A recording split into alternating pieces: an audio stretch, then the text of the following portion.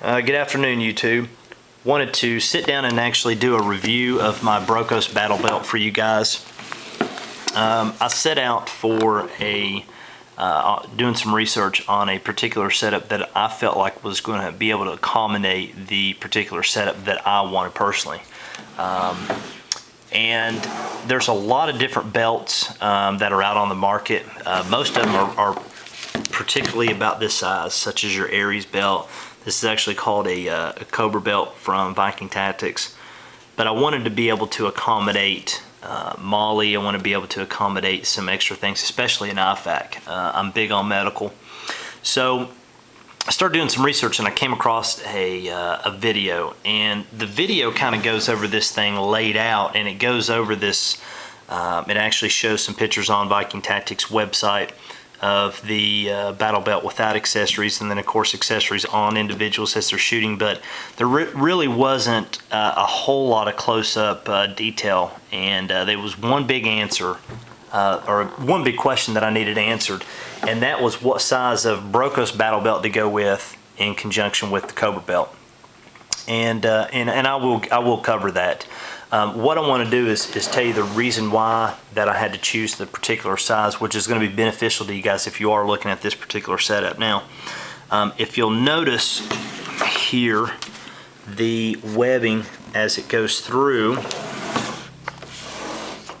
you can loop it, and you can see some of the webbing here. It will loop in and out of your molly, and the molly is pretty much spliced into certain particular sections, so that way you can pretty much create the ideal setup that you want. Excuse me. So this is a very versatile belt system. So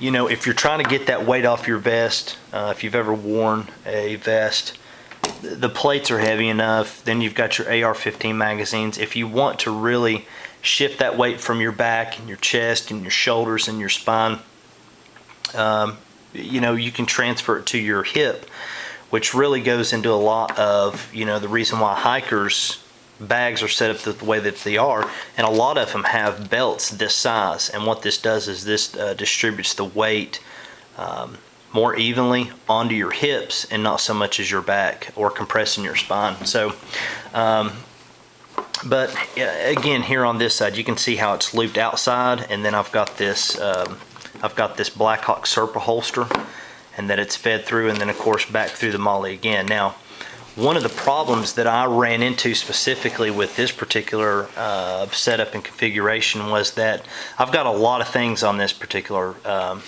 belt, and what would happen is, because I had so much, especially here you can see I've got a flashlight, I've got the Raven concealment magazine holder, and then of course I've got another magazine. What was happening is I was running so much of the belt on the outside of the molly.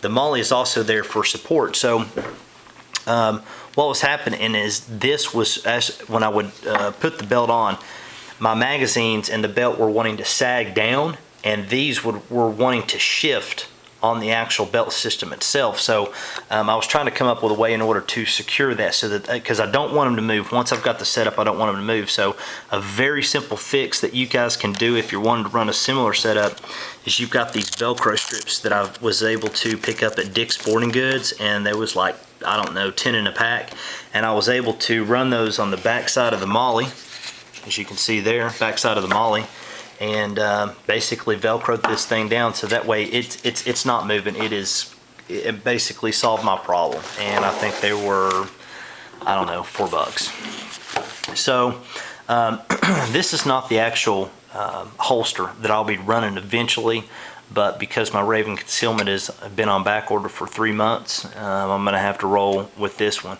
However, there is a benefit. This is of course actually this, if I'm not mistaken, was for my Glock 27. However, my Glock 22 fits in it, my Glock 19 fits in it, so I felt like it was going to be very advantageous for me to put this on this belt. So anyway, let me just start, guys, with this side, so that way you guys can see. This is I believe a 15-degree cant setup with a Blade Tech magazine holster. And then of course I then transition to the Raven concealment, which I can use also for personal carry. I can pull this off and use to carry on my everyday. which is also a benefit. However, let's say if I'm going to be running AR at the gun range that day, I can take this off and put an AR-15 magazine holder or two.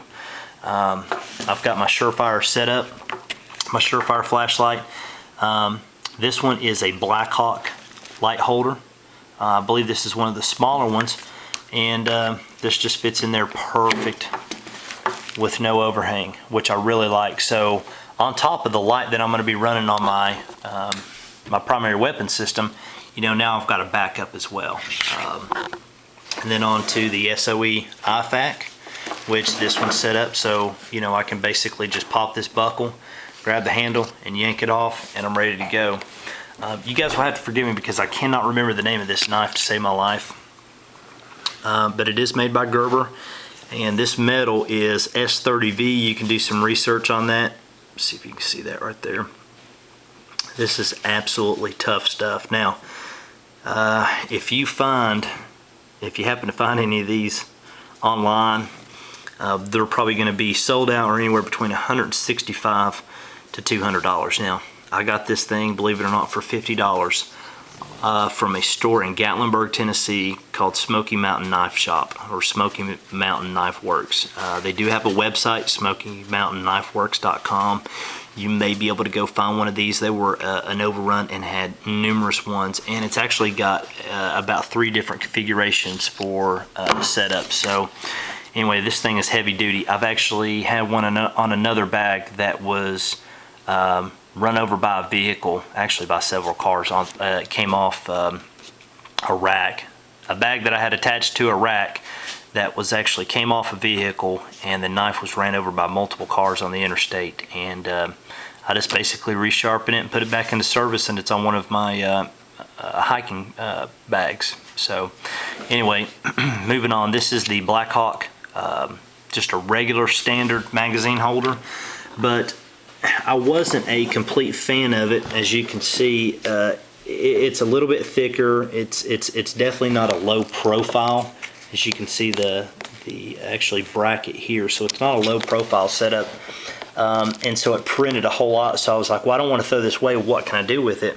Well, what I decided to do, and I'll show you guys in just a second, I've decided to set it up here in conjunction with one-handed reloads. And again, I'll kind of go over that in just a second. So this will eventually be a Raven concealment setup here, but as of right now, this is what I'm going to be running now. Just to kind of go over the weapon that I'm going to be running at the class. This is a Glock 22 extended controls with a Storm Lake extended barrel. Now this is a, let's flip this around so that you can see this. I'm not going to show you the chamber because it is unloaded. I don't think you can see that very well, but that is a 22 9mm. This is a Glock 22 with a 9mm Storm Lake conversion threaded barrel. This thing is absolutely amazing and shoots like a sewing machine. So anyway, I'm actually going to don this belt and show you guys exactly how this setup works and the reason why I've got it set up the way that I do. And if you guys can see this, this is actually how the belt buckle system works. That locks into there, and this is also known as a rigger's belt, but this is the Cobra Belt by Viking Tactics. Now, I'm actually using a large Brokos Battle Belt in conjunction with an extra large Cobra Belt, and I had to do that because, as I showed you guys earlier, how much equipment that I had to use and don on the outside of this belt system. So just keep that in mind when you're ordering your particular belt, that you may want to go with a larger Brokos or a larger Cobra Belt. Now, so for all you safety individuals, the gun is unloaded. There is no rounds in the magazine, so the gun is completely empty. So the reason why I wanted to show you guys this particular setup, and the reason I chose this configuration, is if I'm doing one-handed manipulation and I'm shooting the gun, and so from here, if I end up going dry from this point here and I'm doing one-handed manipulation of the weapon, I can from here eject the magazine, reholster the weapon, and from this point pull this magazine load the gun, unholster, slide forward, and now I'm back into the fight. Okay, now if I was to do that with my left hand, then what I would use is actually the method between the legs in order to reload and manipulate that weapon. So, but that's the particular reason why I've got the additional magazine here and the way that it is set up. Now this is the only magazine that I have that the rounds are pointed backwards. All the other magazines that are on this, as you can see, are all pointing forward because that's the way that I like to reload. And you can see the Raven concealment is actually even set up that way. Now, on this back side, or actually on my left hand side, the reason I have the cant the way that I do is because when you're in that shooting stance and you're actually shooting, if I eject this magazine from here, it's already at a natural place for me in order to pull out and reload into the weapon, and then boom, I'm back into the fight. Now, one thing that I've done, let me show you guys. One thing that I've done is I've actually numbered my magazines on the left side of them, 1 through 5. That way, as I am ejecting this magazine, if I need to, as I eject that magazine, I will know immediately what magazine it is. If I have any type of malfunction, feeding issues, whatever the case may be, if I have any type of issues, I can pull this one out and know without a shadow of a doubt that this is the one that I may be having some issues with. Maybe I need to take it apart and clean it. So that way I don't pull it out and say, you know, hey, I need to get to this later, and I end up forgetting about it and say, oh, which magazine was that? So I've got them numbered for a specific reason. So anyway, you know, I figured I would mention that because that might be a good idea for some of you guys that are also particulars about that. So that pretty much concludes the review of this setup. Thanks a lot.